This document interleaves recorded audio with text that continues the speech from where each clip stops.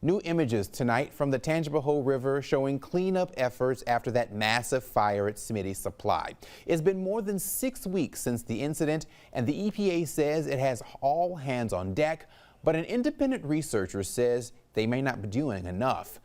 Riley Kramer was at a town hall where neighbors got to hear independent test results from near the explosion site. People living nearby and down the Tangipahoa River still wonder if they're safe nearly 2 months since the Smitty's explosion. We've had no real answers from anybody except for everything's okay. Joe Brett owns a small assistance farm that provides food to a handful of families just miles from where the explosion happened. He says he asked the EPA to do testing, but was told they don't test residential property. A chance for some clarity at this town hall meeting, but not from the government. Scott Smith is an independent researcher who actually took samples from the riverbank, ponds, soil, and wells in Roseland and presented them for those in attendance. BP was basically crude oil. That's why this is in many ways health-wise worse than BP, because you got not just oil, but you have all these other chemicals. You have products of incomplete combustion and everything I laid out. Very similar to the East Palestine, Ohio train derailment.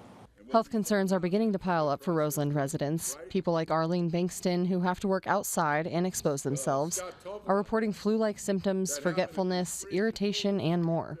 Every time I mow grass, do yard work or anything outside, length of time, I end up with red spots on my skin in different places. When the red spots go away, then I have no pigment in that area. But the current and long-term health implications are not clear yet.